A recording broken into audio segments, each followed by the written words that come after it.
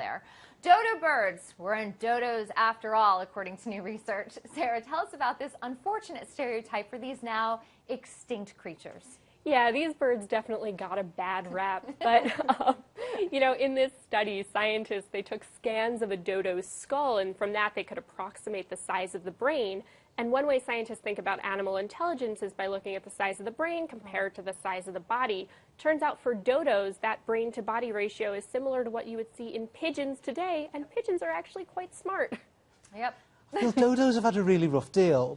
One, we wiped them out, and then two, we basically just talk bad about them in kind of historical terms, that they were stupid. I mean, so they've really talk about history belongs to the winners. But I love this, the whole idea that, basically they weren't what we thought they were, kind of in terms of intelligence. It's like dodo genocide. And also the idea that pigeons are actually quite smart. Like, maybe pigeons are getting a bad rep too.